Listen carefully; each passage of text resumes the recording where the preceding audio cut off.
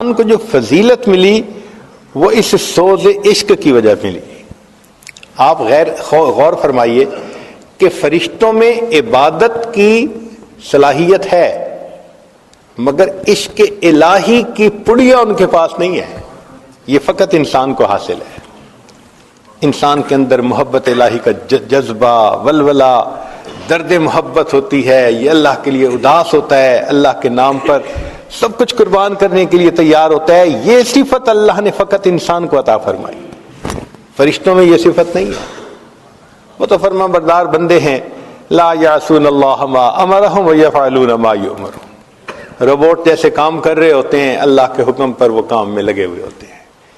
یہ محبت کا جذبہ، عشق کا جذبہ، یہ اللہ نے فقط انسان کو عطا فرمایا۔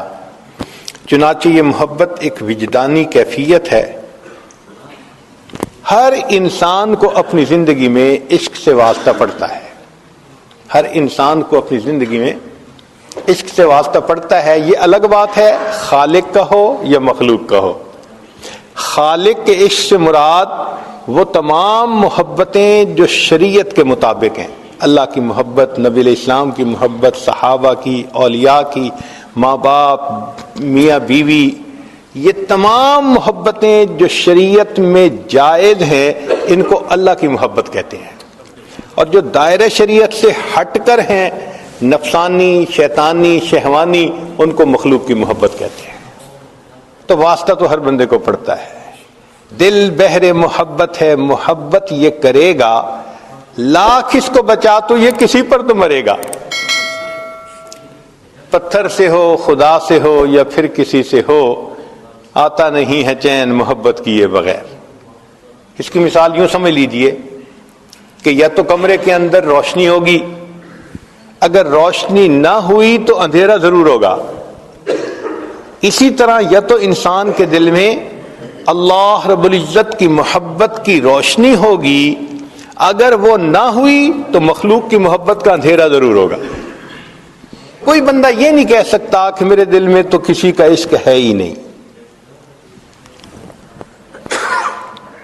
ہاں، اس کا فطری طور پر اس کا مادہ فطری طور پر ہر انسان کے خمیر میں رکھ دیا۔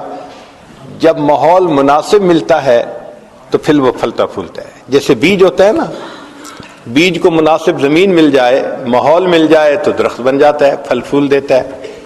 مناسب ماحول نہ ملے تو بیج الٹا مر جاتا ہے۔ اسی طرح محبت کا لفظ حبہ سے بنا ہے، اور حبہ عربی میں دانے کو کہتے ہیں، یہ دانے ہیں۔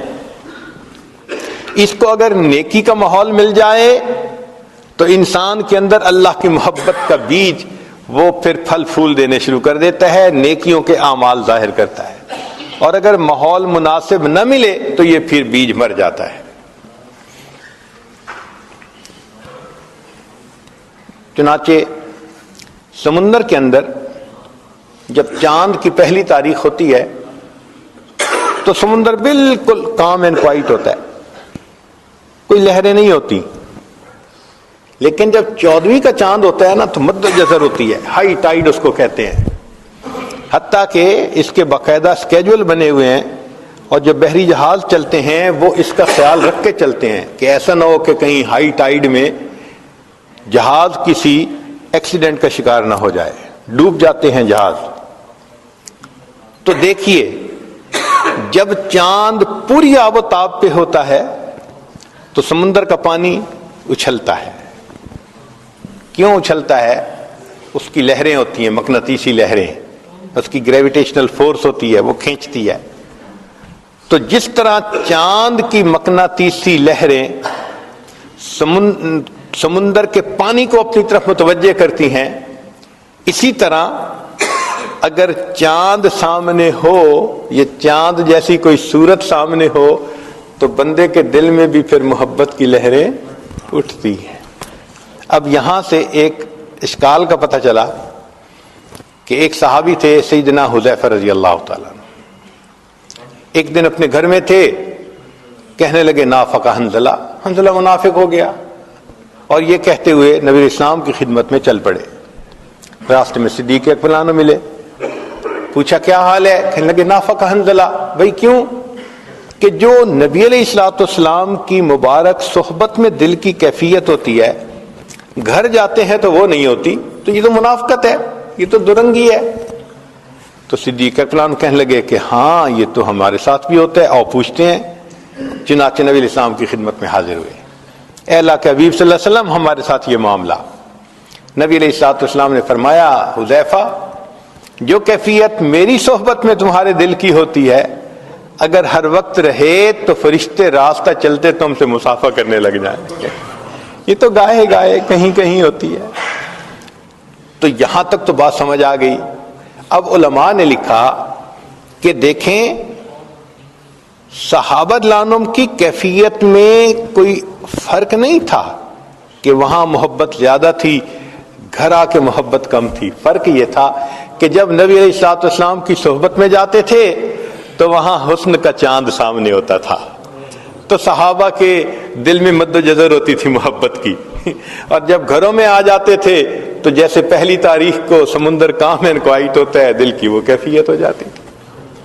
یہیں سے ایک مسئلہ اور بھی واضح ہوا. امام شافعی رحمۃ اللہ علیہ فرماتے ہیں الایمان یزید و ینقص، اور امام اعظم ابو حنیفہ رحمۃ اللہ علیہ فرماتے ہیں الایمان لا یزید ولا ینقص. اب دونوں حضرات نے اپنے اپنے دلائل دیے. امام شافعی رحمۃ اللہ فرماتے ہیں کہ اس کی کمیت بڑھتی بھی ہے گھٹتی بھی ہے، اور اس پہ انہوں نے دلائل دیے ہیں. امام اعظم رحمۃ اللہ نے فرمایا نہیں، مقدار وہی رہتی ہے، اس کی کیفیت گھٹتی بڑھتی ہے. چنانچہ امام اعظم رحمۃ اللہ علیہ کی جو بات تھی اس کو علماء نے کہا کہ وہ زیادہ ٹھوس تھی، اضبط تھی مضبوط کی بجائے. اور اس کی بھی یہی دلیل تھی کہ امام صاحب کہتے ہیں کہ جس طرح سمندر کا پانی پہلی تاریخ کو بھی مقدار میں اتنا ہی ہوتا ہے اور 14 تاریخ کو بھی مقدار میں صرف مد و جزر کا فرق ہوتا ہے. یہی ایمان کی کمی بیشی ہے کہ انسان اپنی ایمان کی کیفیت میں کبھی کمی اور بیشی محسوس کر رہا ہوتا ہے، مقدار میں کمی بیشی نہیں ہوتی، وہ وہی ہوتی ہے. اس لیے شریعت نے کہا کہ تم اپنی نگاہوں کی حفاظت کرو. جو نگاہوں کی حفاظت کرے گا یقیناً وہ پاک دامنی کی زندگی گزارے گا. جس کی نظر محفوظ نہیں ہوگی وہ پاک دامنی کی زندگی نہیں گزار سکے گا. امام اعظم امام ربانی مجدد ثانی رحمۃ اللہ نے لکھا ہے کہ آنکھ کا دیکھنا ابتدا ہے اور پھر زنا کا ارتکاب یہ اس کی انتہا ہے. جو انتہا سے بچنا چاہتا ہے اسے ابتدا سے بچنا پڑے گا، نہیں بچے گا تو پھر انتہا تک بھی پہنچ جائے گا. اس لیے فرمایا قل للمؤمنین یغضوا من ابصارہم، ایمان والوں سے کہو اپنی نگاہوں کو نیچا رکھیں. اس پر کسی شاعر نے شعر کہا کہ جس غذا میں بھی ہو نمک شامل واجب الاحتیاط ہوتی ہے. بعض غذائیں ہوتی ہیں نا ان میں نمک ہوتا ہے، تو نمک ہونے کی وجہ سے وہ بلڈ پریشر والے بندے کو نقصان دیتی ہیں، ہائی بلڈ پریشر کر دیتی ہیں. تو ڈاکٹر لوگ کہتے ہیں کہ بھئی آپ سالٹ استعمال نہ کریں. تو اس پر شاعر نے شعر کہا کہ جس غذا میں بھی ہو نمک شامل واجب الاحتیاط ہوتی ہے، جن کی صورت میں ہو نمک شامل واجب الاحتیاط ہوتے ہیں. کچھ صورتیں بھی ہوتی ہیں ان میں بھی نمکین صورتیں ہوتی ہیں. نمکین کیوں کہا؟ کہ بار بار دیکھنے کو دل کرتا ہے. میٹھا بار بار نہیں کھانے کو دل کرتا، میٹھے سے بندہ تنگ آ جاتا ہے. چنانچہ ہم بچپن میں اپنے اسکول میں انگریزی کی کتاب میں سٹوری پڑھتے تھے. ایک بادشاہ کی کئی بیٹیاں تھیں، اس نے پوچھا کہ کون مجھ سے زیادہ محبت کرتا ہے. کسی نے کہا میں شہد کی طرح، کسی نے کہا میں مٹھاس کی طرح، کسی نے کوئی میٹھی چیز. سب نے میٹھی چیزوں کا تذکرہ کیا. ایک بیٹی نے کہا ابو مجھے آپ سے محبت ہے نمک کی طرح. تو باپ کو بڑا غصہ آیا، اس نے اس کو سزا دی. خیر سزا اس نے برداشت کر لی. پھر ایک وقت آیا کہ سب بچیوں کی شادی ہو گئی. اب جب شادی ہو گئی تو ایک دن بادشاہ اپنی اس بیٹی کے گھر آیا جس سے اس کو کہا تھا کہ مجھے آپ سے نمک کی طرح محبت ہے. تو خیر بچی نے اپنے باپ کے لیے بہت درجنوں کھانے بنائے، سب میٹھے. خیر ایک وقت تو اس نے کھا لیے کھانے. جب دوسری دفعہ پھر میٹھا، وہ تنگ آ گیا، کہنے لگا بیٹی ہر وقت تو میٹھا نہیں کھایا جاتا، نمک کھانے کو دل کرتا ہے۔ کہنے لگے ابا جان میں نے کیا کہا تھا؟ ساری عمر نمکین کھانا کھاتے رہیں گے، تنگ نہیں ہوں گے، میٹھے سے تنگ ہو جائیں گے، نمک سے تنگ نہیں ہوں گے۔ تو نمکین چیز کو بار بار کھانے کو دل کرتا ہے۔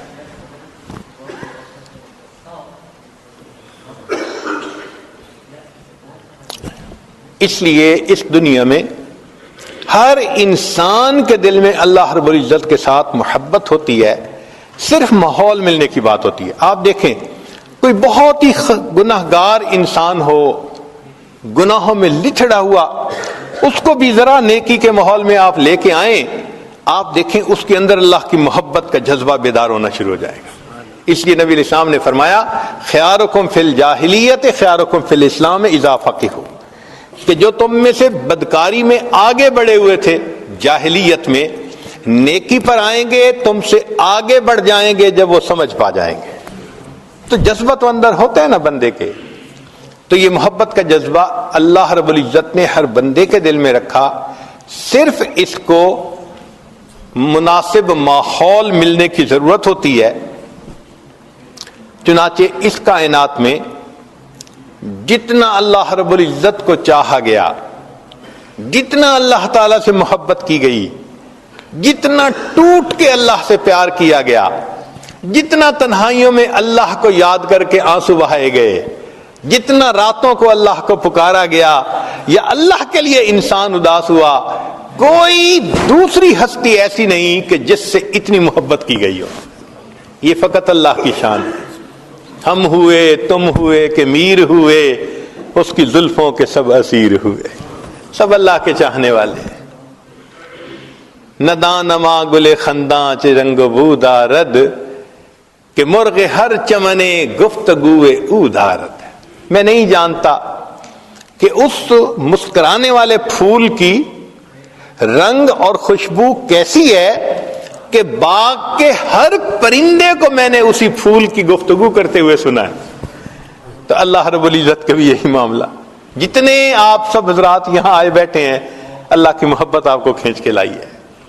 ہر بندے کے دل میں ہوتی تو ہے نا، ہاں کم یا زیادہ یہ الگ چیز ہے۔ اب دیکھیے پانی، اگر آپ گرمی کے موسم میں ٹیپ واٹر کو لیں، آپ کہیں گے جی ٹھنڈا پانی ہے، مجھے گرم چاہیے۔ اب عام حالات میں برف کے بغیر تھا تو اس کو گرم کہا، پھر ایک وہ بھی پانی گرم ہوتا ہے جس سے ہاتھ دھلواتے ہیں، نیم گرم، اور ایک چائے کے لیے بھی کھولتا ہوا پانی گرم۔ تو تینوں کے لیے لفظ تو گرم کا استعمال ہوا، مگر ایک کم گرم تھا، ایک درمیانہ گرم تھا، ایک زیادہ گرم تھا۔ اسی طرح محبت ہر ایمان والے کے دل میں اللہ کی ہوتی ہے، جس نے بھی کلمہ پڑھا اس کے دل میں اللہ کی محبت موجود ہے۔ بس اتنا فرق ہے کہ کسی کے دل میں ذرا کم ہوتی ہے، کسی کے دل میں درمیانی ہوتی ہے، اور کسی کے دل میں بہت گرم ہوتی ہے، ٹھاٹھے مار رہی ہوتی ہے۔ یہیں سے فرق پڑ جاتا ہے۔ اور ان محفلوں میں، مسجدوں میں آ کے ہم نے اسی محبت کو اور بڑھانا ہوتا ہے، تاکہ ایک جذبہ محبت کا دل میں آ جائے اور انسان کے لیے پھر اللہ رب العزت کی عبادت کرنی آسان ہو جائے۔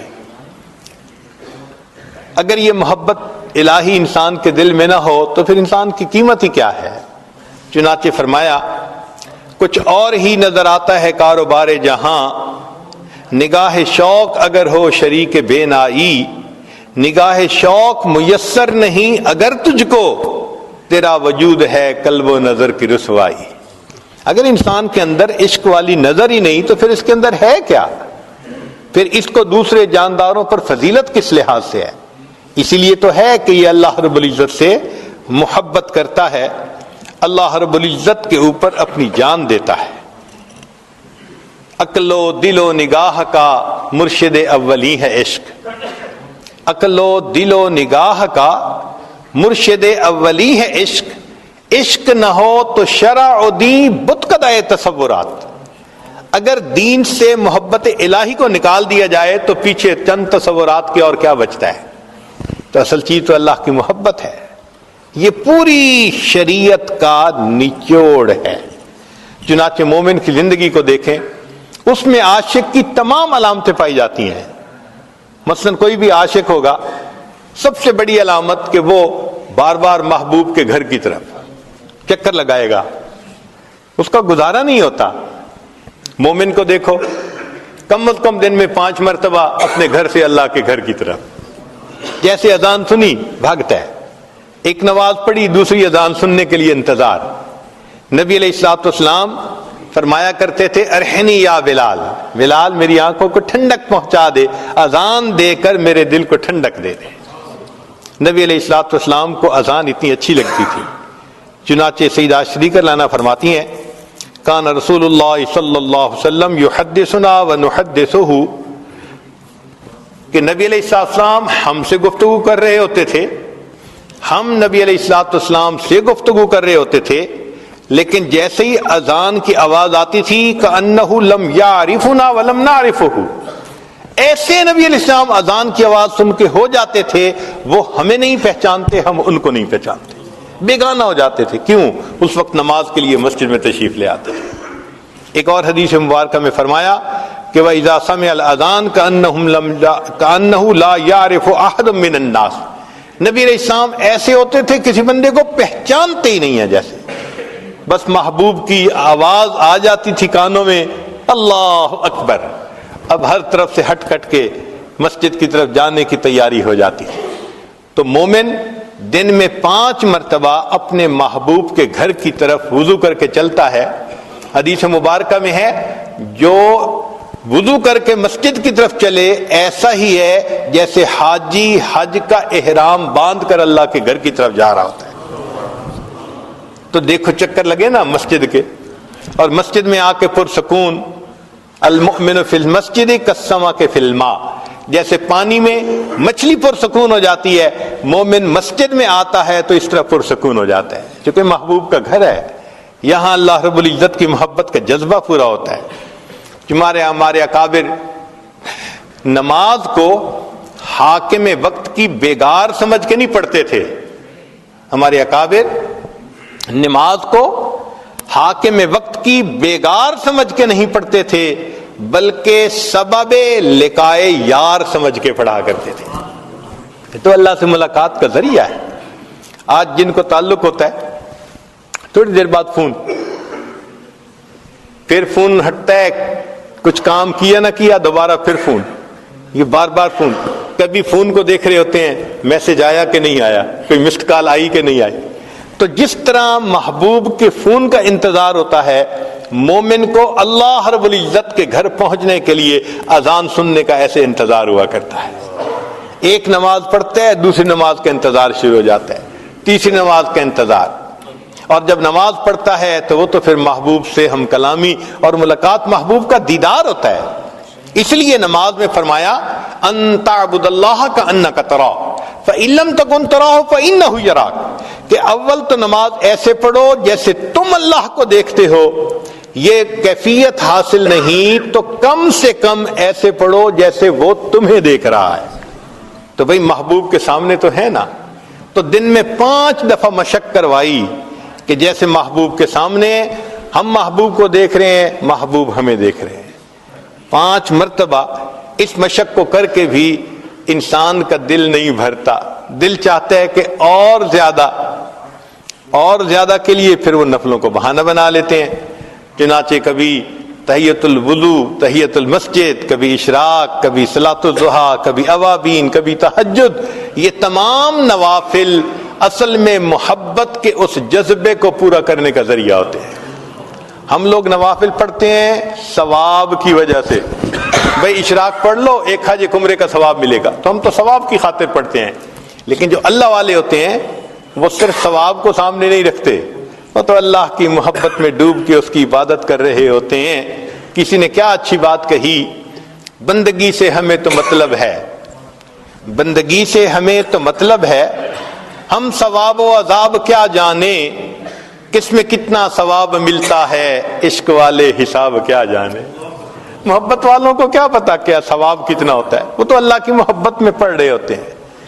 حضرت شیخ عبد الواحد رحمۃ اللہ علیہ کے سامنے تذکرہ ہوا کہ جنت میں نماز نہیں ہوگی، وہ رونے لگ گئے. حضرت رو کیوں رہے ہیں؟ فرمانے لگے اگر جنت میں نماز نہیں ہوگی تو مزہ ہی کیا آئے گا. کتنا مزہ آتا ہوگا کہ فرماتے ہیں کہ جنت میں نماز نہیں ہوگی تو جنت میں مزہ ہی کیا آئے گا. مفتی حسن گنگوئی رحمۃ اللہ علیہ لمبا سجدہ کرتے تھے.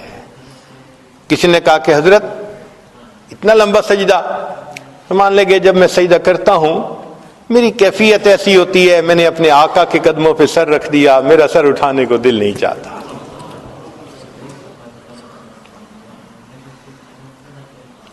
اللہ اکبر کبیرہ. تو جن کو نماز کی کیفیت حاصل ہوتی ہے وہ پھر نماز کو بہانہ بناتے ہیں اللہ رب العزت سے ملاقات کا. حضرت حاجی صاحب کے سامنے کسی نوجوان نے جنت کے تذکرے شروع کیے اور حور و قصور کی باتیں کی. خاموشی سے سنتے رہے. جب سب باتیں سن لی تو آخر پہ فرمانے لگے اگر قیامت کے دن مجھ پر اللہ کا فضل ہو گیا تو میں تو عرض کروں گا اللہ مجھے اپنے عرش کے نیچے مصلی کی جگہ عطا فرما دیجیے، مصلی کی جگہ عطا فرما دیجیے. نماز میں ایسا مزہ ملتا ہے ان لوگوں کو. اللہ اکبر کبیرہ. اسی لیے نماز اہتمام سے پڑھیں اور نوافل جہاں پڑھنے کا موقع ملے کبھی نہ چھوڑیں. نوافل جہاں پڑھنے کا موقع ملے اس کو نہ چھوڑیں. دو وجوہات ہیں. ایک تو یہ کہ معلوم نہیں کس جگہ کا کیا ہوا سجدہ میرے اللہ کو پسند آ جائے، ہم نہیں جانتے.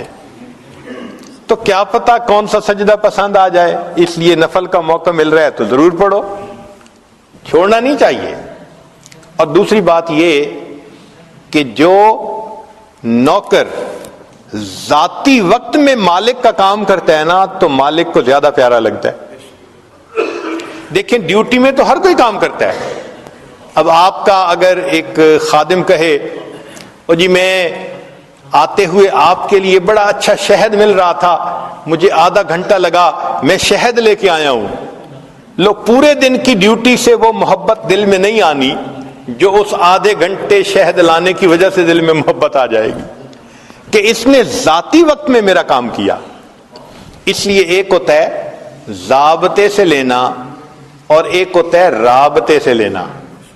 دو باتیں ہوتی ہیں. ایک ہوتا ہے ضابطے سے لینا اور ایک ہوتا ہے ضابطے سے تو تھوڑا ہی ملا کرتا ہے، ضابطے کے مطابق ملتا ہے. مثال کے طور پہ آپ نے گھر میں ڈرائیور رکھا اور اس کی تنخواہ آپ نے متعین کر دی جی کہ آپ کو اتنی ملے گی، تو آپ ہر مہینے اس کو اتنی تنخواہ دے دیتے ہیں. ایک دن آپ نے دیکھا کہ وہ ڈرائیور بڑا پریشان، تو آپ پوچھتے ہیں کیا ہوا؟ وہ کہتے ہیں میں بہت پریشان ہوں، بیٹی کی شادی ہے، تاریخ قریب آ گئی، میں غریب آدمی ہوں، کچھ بنا نہیں سکا، اب سمجھ نہیں آ رہی کہ میں بیٹی کے ہاتھ کیسے پیلے کروں، کیسے اس کو رخصت کروں. اب اس نے 2 منٹ آپ کے ساتھ اپنا رابطہ کیا تو پہلے ہر مہینے آپ اس کو 1000 پاؤنڈ دیتے تھے بالفرض، اب آپ اس کو ماشاءاللہ 5000 پاؤنڈ دے دیں گے. اچھا بھائی جاؤ بیٹی کی شادی کرو. اب 2-4 منٹ کی قیمت 5000 پاؤنڈ تو نہیں ہے نا، لیکن کیوں اس کو دے دیا؟ اس نے رابطہ کیا. تو رابطے سے جو ملتا ہے وہ بہت زیادہ ہوتا ہے. اب ایک مسئلہ یہاں سے اور سمجھ بھی آ گیا. بعض اوقات کہتے ہیں کہ جی 2 نفل اشراق کے پڑھنے سے ایک حج اور ایک عمرے کا ثواب. او جی حج پہ تو بڑا وقت لگتا ہے، پیسہ لگتا ہے، فرض ہوتا ہے، تو حج اور عمرے کا ثواب 2 نفل پہ؟ جی ہاں، یہ ضابطے سے نہیں وہ بندہ لے رہا، یہ بندہ رابطے سے اللہ سے لے رہا ہے. ذاتی وقت ہے نا اس کا، کوئی فرض تو نہیں ہے نا اشراق کی نماز پڑھنا. تو جب نفلی وقت میں ذاتی وقت میں وہ آقا کی خدمت کر رہا ہے، اب آقا کی مرضی ہے ان نفلوں پہ جتنا چاہے انعام عطا فرما. تو نفلوں کو نہیں چھوڑنا چاہیے، جہاں موقع ملے ضرور پڑھیں، کیا پتا کس جگہ کا سجدہ میرے اللہ کو پسند آ جائے. تو ایک نشانی تو یہ ملی مومن میں کہ دوڑ دوڑ کے بھاگ بھاگ کے اپنے محبوب کے گھر کے چکر لگاتا ہے. دوسری بات محبوب پہ اپنا مال لٹانا. دنیا داروں کو دیکھا کہیں تعلق ہوتا ہے تو گفٹ بھیجے جا رہے ہیں, دیے جا رہے ہیں, اور مال لٹایا جا رہا ہے, شاپنگ کروائی جا رہی ہے. تو مومن کو دیکھو اللہ کے حکم پہ زکوٰۃ بھی دے رہا ہے, صدقات بھی دے رہا ہے, اللہ کے راستے میں مال لٹا رہا ہوتا ہے نا, دے رہا ہوتا ہے نا اللہ کے راستے میں. تو مومن بھی اللہ کے نام پہ اپنا مال لٹاتا ہے. بلکہ حدیث مبارکہ میں ہے کہ جب رمضان کا مہینہ آتا تھا اللہ کے محبوب صلی اللہ علیہ وسلم اپنے دونوں ہاتھوں سے مال اللہ کے راستے میں صدقہ فرمایا کرتے, اتنا صدقہ کرتے تھے اللہ کے راستے میں. تو مومن خوش ہوتا ہے اللہ کے راستے میں اپنا مال دے کر. سیدنا ابراہیم علیہ السلام اپنے بکریوں کو چراتے ہوئے آ رہے ہیں, ایک آدمی قریب سے گزرا اور گزرتے ہوئے اس نے یہ پڑھا سبحان ذی الملک والملکوت سبحان ذی العزت والعظمت والہیبت والقدرت والکبریاء والجبروت. جب اس نے اللہ کی تعریف اتنے اچھے الفاظ سے کی, ابراہیم علیہ السلام کا دل مچل گیا. دل نے کہا ایک مرتبہ پھر اپنے محبوب کی بات سنو, اے بھائی ذرا یہ الفاظ پھر کہہ دے. اس نے کہا جس کے بدلے کیا دیں گے؟ اچھا بھئی آدھا بکریاں کا ریوڑ جو ہے نا وہ آپ کا ہو گیا, یہ الفاظ کہہ دیجئے. اس نے پھر کہہ دیے. اب جب دوبارہ یہ تعریف سنی تو دل پھر مچل اٹھا. دل نے کہا کہ پھر سنے, بھائی ایک مرتبہ اور کہہ دیجئے. بھائی اب کیا دیں گے؟ بھائی بقیہ آدھا ریوڑ بھی آپ کا ہو گیا. اس نے پھر یہ کلمات پڑھے. جب پھر کلمات پڑھے تو دل نے کہا ہوتی رہے ثنا تیرے حسن و جمال کی, اے محبوب تیرے حسن کی یہ باتیں کرتا رہے, عظمت کی بات کرتا رہے, میں سنتا رہوں. اے بھائی ایک مرتبہ اور کہہ دو. اس نے کہا اب تو بکریاں بھی نہیں, اب کیا دیں گے؟ فرمایا ان بکریوں کو چرانے کے لیے چرانے والے کی ضرورت ہوگی, میں تمہاری بکریاں چرا دیا کروں گا, تم یہ الفاظ کہہ دو. جب یہ کہا تو وہ کہنے لگا ابراہیم علیہ السلام مبارک ہو, میں فرشتہ ہوں, اللہ نے مجھے آپ کے پاس بھیجا تھا, جاؤ میرے خلیل کے سامنے اور جا کر میری تعریف کرو اور دیکھو وہ میرے نام کے کیا دام لگاتا ہے. جن کے دل میں اللہ کی محبت ہوتی ہے وہ اپنے آپ کو قربان کرنے کے لیے تیار ہو جاتے ہیں. تو یہ صفت بھی مومن کے اندر بدرجہ اتم پائی جاتی ہے. تیسرا ہوتا ہے بھوکا پیاسا رہنا, کہ واقعی محبوب کو منانے کے لیے کئی مرتبہ انسان کھانا پینا چھوڑ دیتا ہے. ہم گھروں میں دیکھتے ہیں خامن ناراض ہو بیوی کھانا چھوڑ دیتی ہے, گھروں میں دیکھا ہے, کہتی ہے نہیں میں اس وقت تک کچھ نہیں کھاؤں گی جب تک آپ راضی نہیں ہوں گے. اسی طرح مومن بھی اپنے رب کو منانے کے لیے رمضان کے مہینے میں کیا ہوتا ہے, پورا مہینہ دن کے اوقات میں کھانا پینا مومن اللہ کو منانے کی خاطر چھوڑ دیتا ہے. آگے پیچھے دیکھو تو ماشاءاللہ ایام بیس کے روزے رکھ رہا ہے, کبھی سوموار کا رکھ رہا ہے, جمعرات کا رکھ رہا ہے, اللہ کو منانے کے لیے. ہمارے اکابر تو روزے کی کافی کوشش کیا کرتے تھے, اہتمام کیا کرتے تھے, اہتمام کرتے تھے. تو یہ صفت بھی مومن کے اندر پائی جاتی ہے, اللہ کی خاطر بھوکا پیاسا رہنا. پھر ایک چوتھی صفت ہے کہ راتوں کو جاگنا. آپ دیکھیں جن کا کہیں نہ کہیں تعلق ہوتا ہے راتوں کو نیند نہیں آتی, رات کے 2 بجے بھی جاگ رہے ہوں گے, صبح کے وقت بھی جاگ رہے ہوں گے. بھئی نیند ہی نہیں آتی, تو نیند روٹ جاتی ہے, نیند چلی جاتی ہے, راتوں کو جاگتے ہیں. ہمارے اکابر بھی اسی طرح کرتے تھے, اللہ کی محبت میں راتوں کو جاگتے تھے. بلکہ کتابوں میں لکھا ہے کہ ہمارے اکابر رات کے آنے کے اس طرح منتظر ہوا کرتے تھے جیسے دلہا دلہن سے ملاقات کے لیے رات کا منتظر ہوا کرتا ہے.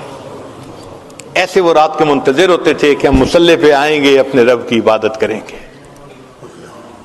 تذکرۃ الحفاظ میں ایک عجیب بات لکھی کہ ایک نوجوان تھا, حافظ قرآن تھا, اور اس کی عادت تھی کہ وہ رات کو عشاء کے بعد نوافل پڑھتا تھا اور تہجد تک قرآن پڑھتا رہتا تھا. یہ روز کی معمول تھا اس کا. اللہ کی شان دیکھیں کہ اس نے ایک دن نکاح کیا. جب نکاح کیا تو پھر بیوی کے پاس آیا بیوی سے بات چیت ہوئی تو بات چیت میں دونوں نے کہا کہ ہم ایسے کرتے ہیں کہ 2 رکعت نفل پڑھ کے اپنی ازدواجی زندگی کی پھر ابتدا کرتے ہیں. کہنے لگے ہاں بہت اچھا. چنانچہ خاوند نے بھی نیت باندھ لی, پیچھے بیوی نے بھی الگ نیت باندھ لی. اب بیوی نے تو جلدی سے 2 رکعت پڑھ لی اور انہوں نے جو تلاوت شروع کی تو چونکہ ایک معمول تھا پوری زندگی کا, وہ قرآن پڑھتے رہے, انہیں خیال ہی نہ رہا کہ کوئی میرے انتظار میں ہے. جب معمول کے حساب سے سلام پھیرا تو بیوی کو بیٹھے دیکھا تو بیوی نے کہا آپ خود بھی تھکے اور آپ نے مجھے بھی تھکا دیا. تو کہنے لگے اچھا ابھی تو میں فجر پڑھنے جا رہا ہوں, فجر کے بعد آؤں گا تو پھر ملیں گے. یہ کہہ کے آ گئے, فجر کی نماز پڑھی, فجر میں دوستوں سے ملاقات ہوگی.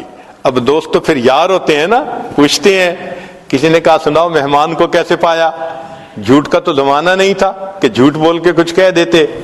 تو انہوں نے بتا دیا ابھی ملاقات نہیں ہوئی.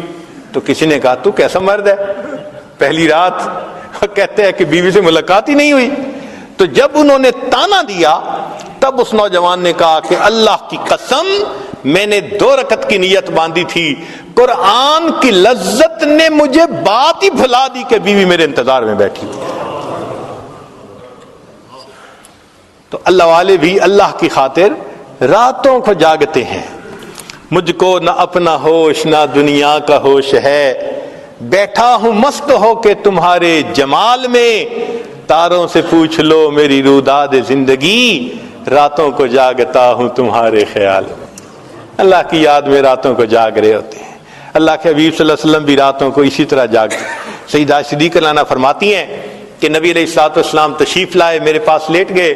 کچھ دیر بعد فرمانے کہ زری نہیں اے عائشہ چھوڑ, میں اپنے رب کی عبادت کرتا ہوں. پھر اللہ کے حبیب صلی اللہ علیہ وسلم مصلی پہ آئے, پھر اتنا روئے کہ آپ کے آنسو کے ٹپکنے کی آوازیں مجھے ایسے لگ رہی تھی جیسے بارش کے قطروں کی گرنے کی آواز ہوتی ہے.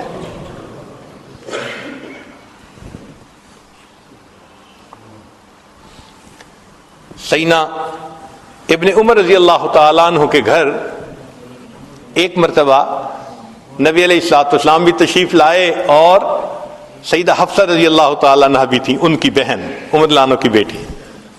کھانا کھایا, دیر ہو گئی. ابن عمر لانو نے آفر کر دی اے اللہ کے وسلم یہیں آرام فرما لیجئے. تو نبی علیہ السلام وہیں آرام فرمانے لگے کمرے میں. اب ام المومنین حفصہ رضی اللہ تعالیٰ عنہ بھی ساتھ لیٹی ہیں, نبی علیہ السلام بھی لیٹے ہیں. ام المومنین فرماتی ہیں کہ کچھ دیر کے بعد میں نے دیکھا کہ کوئی مائع چیز میرے چہرے کے اوپر گر رہی ہے. میں نے ہاتھ لگایا تو گرم گرم پانی, آنسو. تو میں حیران, جب اٹھ کے دیکھا تو اللہ کے محبوب صلی اللہ علیہ وسلم کی آنکھوں سے آنسو گر رہے تھے, اور میں چونکہ ساتھ ایک ہی تکیے پہ لیٹی ہوئی تھی تو وہ میرے چہرے کے اوپر بھی آ رہے تھے. تو میں نے کہا ما یبکیک, اے اللہ کے وسلم آپ کیوں رو رہے ہیں؟ تو نبی علیہ السلام نے فرمایا حفصہ تو نے سنا نہیں, باہر صحن میں تیرا بھائی عبداللہ ابن عمر تہجد پڑھ رہا ہے, اور تہجد میں اس نے ابھی آیت پڑھی کلا انہم عن ربہم یومئذ لمحجوبون, کہ قیامت کے دن یہ کفار اللہ سے حجاب میں ہوں گے, پردے میں ہوں گے. یہ آیت سن کر مجھے رونا آ گیا, اللہ میری امت کو حجاب کا عذاب عطا نہ فرمانا. پھر فرمایا حفصہ انا مشتاق و بی اشتیاق, میں مشتاق ہوں, میں اللہ کا عاشق ہوں, میرے دل میں اللہ کی محبت نے تڑپ لگا دی. تو مومن تو اللہ کی خاطر راتوں کو جاگتا ہے, عبادت میں لگا رہتا ہے. 5ویں خوبی کہ کبھی کبھی محبوب کو منانے کے لیے انسان ضد کر کے بیٹھ جاتا ہے کہ جی بس میں تو آپ کے قدموں میں بیٹھا ہوں, جب تک نہیں مانیں گے میں قدموں میں سے نہیں اٹھوں گا. یہ ڈیرے ڈالنا یہ بھی منانے کا ایک طریقہ ہے. جیسے حضرت تھانوی رحمۃ اللہ علیہ, ان کے ایک اجل خلیفہ تھے حضرت خواجہ عزیز الحسن مجذوب رحمۃ اللہ علیہ, خانقاہ میں تھے, تربیت اصلاح کے لیے رہتے تھے. ایک مرتبہ ان سے ذرا بڑی غلطی ہو گئی, تو جب غلطی ہوئی تو سرزنش کے لیے حضرت نے فرمایا کہ اچھا اپنی گٹھڑی سر پہ اٹھاؤ اور مسجد سے نکل جاؤ. اصلاح کے لیے ایسی بات کرنی پڑتی ہے. اب چونکہ تعمیل حکم کرنی تھی, انہوں نے اپنا بستر اٹھایا, مسجد سے تو باہر قدم رکھا مگر دروازے کے اوپر ہی بیٹھ گئے. کہنے لگے بھئی حضرت نے یہی کہا تھا نا کہ مسجد سے نکل جاؤ, تو میں مسجد سے نکل گیا. یہ تو نہیں کہا تھا کہ دروازے سے بھی دور کہیں چلے جاؤ, تو میں تو دروازے پہ بیٹھا ہوں. اب کیا ہوتا, جو آنے والا آتا دروازہ کھولتا, یہ یوں کر کے دیکھتے حضرت کے چہرے پہ نظر پڑ جاتی. پھر کوئی اور آتا, پھر چہرے کو دیکھ لیتے. 1 دن 2 دن. اب حضرت تھانوی رحمۃ اللہ بھی بڑے حیران کہ میں نے کہا تھا چلے جاؤ, یہ پھر دروازے پہ بیٹھ گیا. تو حضرت نے کسی بندے کو بھیجا, بھئی جاؤ اس سے پوچھو یہ چاہتا کیا ہے, کیوں بیٹھا ہے یہاں. تو جب اس نے جا کے پوچھا تو شاعر تھے نا, انہوں نے آگے شعر میں جواب دیا, اگر تو در نہ کھولے گا تو میں بھی در نہ چھوڑوں گا. اگر تو در نہ کھولے گا تو میں بھی در نہ چھوڑوں گا. حکومت اپنی اپنی ہے, ادھر تیری ادھر میری. آپ کو نکالنے کا اختیار ہے اور میں دروازہ نہیں چھوڑتا, یہ میرا اختیار. حضرت اتنا خوش ہوئے کہ اسی وقت ان کو واپس بلا لیا. اب یہ ڈیرے ڈالنا اگر مومن کی زندگی میں دیکھیں تو مومن رمضان میں اپنے گھر سے رخصت لے کر, دفتر سے رخصت لے کر 10 دن کے لیے اعتکاف مسجد میں آ کے ڈیرے ڈال دیتے. اے اللہ بس میں نے دہلیز پکڑ لی, منا کے ہی اٹھوں گا آپ کو. تو دیکھیں وہ بھی نشانی پائی گئی کہ مومن اپنے رب کو منانے کے لیے کس طرح ڈیرے ڈال کے بیٹھ جاتا ہے. سبحان اللہ. تو اگر دیکھیں تو مومن کے اندر وہ تمام صفات ہیں جو ایک عاشق کے اندر ہوتی ہے. اور اللہ والے تو یہ ہوتے ہیں کہ بس ہر وقت بات کرتے ہیں تو اللہ کی بات کرتے ہیں. یا تیرا تذکرہ کرے ہر شخص, ورنہ پھر ہم سے گفتگو نہ کرے. ان کا دل چاہتا ہے جو بات ہو بس اللہ ہی کی بات ہو, ایسے ان کا دل چاہتا ہے, کیونکہ اللہ تعالیٰ ان کے دل میں بس جاتے ہیں, اللہ ان کے دل میں آ جاتے ہیں, اللہ ان کے دل میں سما جاتے ہیں, بلکہ سچ بات کہوں اللہ ان کے دل میں چھا جاتے ہیں. فارسی کے کچھ اشعار ہیں عجیب. لکھنے والے نے کہا, جاں ز تن بردی و در جانی ہنوز. اے محبوب تو نے میرے جسم سے روح تو میری نکال لی, اور ابھی بھی میری روح میں بس تو ہی رہا ہے. جاں ز تن بردی و در جانی ہنوز, دردہا دادی و درمانی ہنوز. اے محبوب درد بھی مجھے آپ ہی نے دی ہے, اور اس درد کی دوا بھی تو آپ ہی تو ہیں. جاں ز تن بردی و در جانی ہنوز, دردہا دادی و درمانی ہنوز. اشکارا سینہ انبش کافتی, ہم چنا در سینہ پنہانی ہنوز. اے محبوب آپ نے میرے سینے کو چیر چیر کے کھول کے رکھ دیا. عجیب بات ہے کہ اس کے باوجود میرے دل میں چھپے ہوئے آپ ہی ہیں. اشکارا سینہ انبش کافتی, ہم چنا در سینہ پنہانی ہنوز. ملک دل کر دی خراب از تیغ ناز. اے محبوب آپ نے ناز کی تلوار سے میرے دل کو تہوالا کر کے رکھ دیا. نہ کوئی دنیا کی خواہش چھوڑی, نہ کوئی آخرت کی خواہش چھوڑی, ہر تمنا دل سے رخصت ہو گئی. آپ نے ناز کی تلوار سے میری ہر تمنا کو میرے دل سے نکال دیا. مگر عجیب بات ہے, اندری ویران سلطانی ہنوز, ہر تمنا کو رخصت کر دیا, اور اس ویرانے میں بھی ابھی حکومت ہے تو آپ ہی کی ہے. عجیب. سبحان اللہ. جاں ز تن بردی و در جانی ہنوز, دردہا دادی و درمانی ہنوز.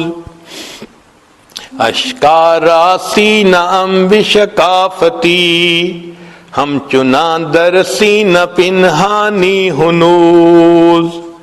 ملک دل کر دی خراب از تیغ ناز, اندری ویران سلطانی ہنوز. اور آخری شعر تو بڑا ہی عجیب ہے. کہتے ہیں قیمت خود ہر دو عالم گفتائی. اے محبوب آپ نے اپنی قیمت دو عالم لگائی ہے کہ میری خاطر دنیا اور آخرت دونوں کی خواہش کو قربان کر دو. اے محبوب تو نے اپنی قیمت دنیا آخرت کی خواہش دل سے نکال دینا کہ صرف اللہ کی طلب رہے, ہر طلب دل سے مٹ جائے. قیمت خود ہر دو عالم گفتائی. اے محبوب آپ نے اپنی قیمت دو عالم کو قربان دینا کہا ہے. نرخ بالا کن کے ارزانی ہنوز.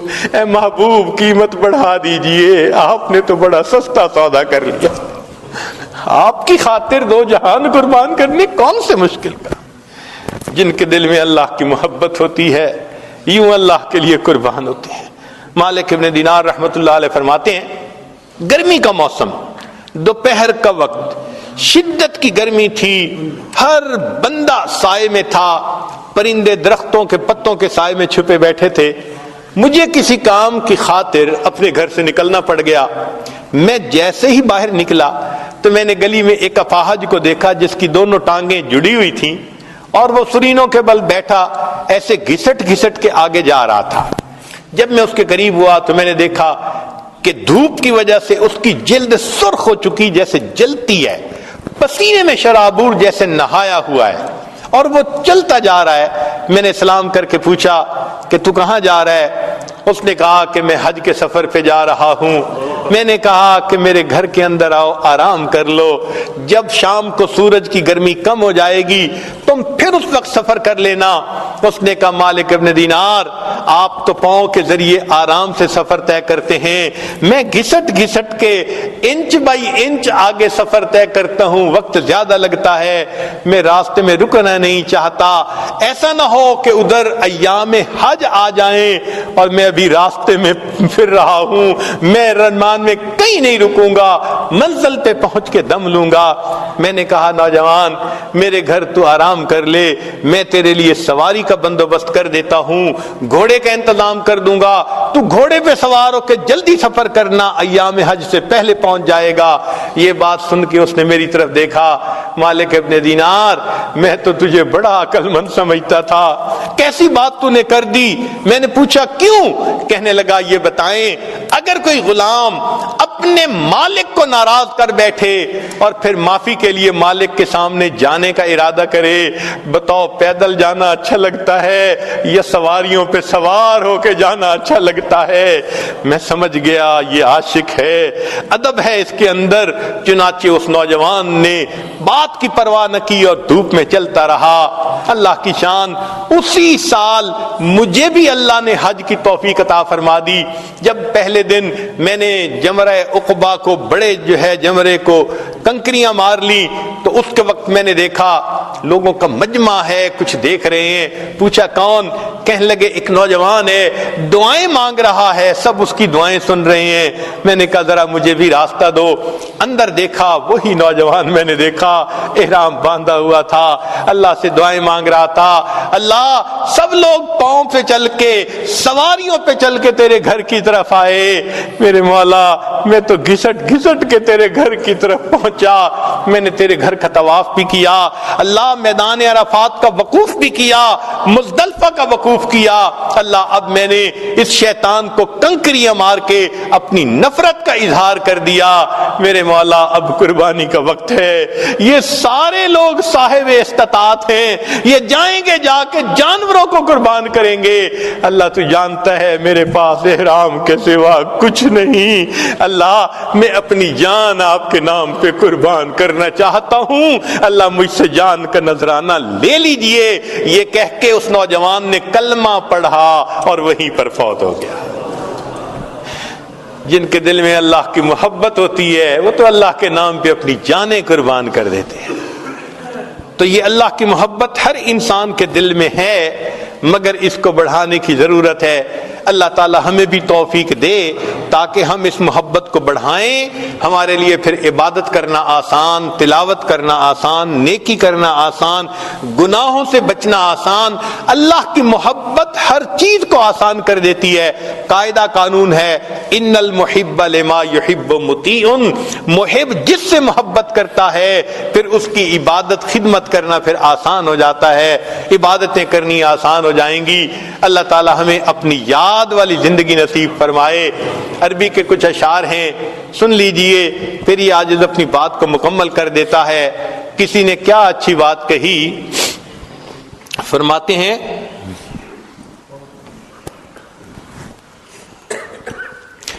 واللہ ما طلعت شمس ولا غربت الا وانت فی قلبی ووسواسی، اللہ کی قسم کبھی سورج طلوع نہیں ہوا اور کبھی سورج غروب نہیں ہوا مگر اے محبوب میرے دل میں، میری سوچ دھیان میں تیری ہی تو ذات ہوتی ہے۔ واللہ ما طلعت شمس ولا غربت الا وانت فی قلبی ووسواسی، ولا جلست الى قوم احدثهم الا وانت حدیثی بین جلاسی، اور اللہ کی قسم میں کبھی اپنے دوستوں کی محفل میں نہیں جا کر بیٹھا مگر ان کی محفل میں تذکرہ اے محبوب تیری ذات ہی کا تو میں کر رہا ہوتا۔ ولا ذکرتک محزونا ولا تربا الا وحبک مقرون بانفاسی، اور میں نے کبھی خوشی میں اور غم کی حالت میں آپ کا تذکرہ نہیں کیا مگر اے محبوب میرے سانسوں میں تیری محبت ہی تو لپٹی ہوئی ہوتی ہے۔ ولا ہممت بشرب الماء من عطش الا رأیت خیالا منک فی الکأس، اور اے محبوب میں نے کبھی شدت پیاس کے عالم میں پانی کا پیالہ نہیں پیا مگر اس حال میں کہ میں پیالے میں تیری تصویر ہی تو ڈھونڈ رہا ہوتا ہوں۔ فلو قدرت علی الاتیان زرتکم صحبا علی الوجہ او مشیا علی الرأس، اور اے محبوب اگر کبھی آپ کی طرف سے پیغام آ جائے کہ آؤ میرے دیدار کی خاطر تو اے محبوب میں اپنے رخسار اور اپنے سر کے بل چلتا ہوا آپ کی خدمت میں حاضر ہو جاؤں گا۔ تو جن کے دل میں اللہ کی محبت ہوتی ہے وہ تو پھر اللہ کے گھر اپنے سر کے بل چل کے جانے کو تیار ہوتے ہیں۔ اللہ ہمیں بھی اپنی ایسی محبت عطا فرمائے۔ وآخر دعوانا ان الحمد للہ رب العالمین۔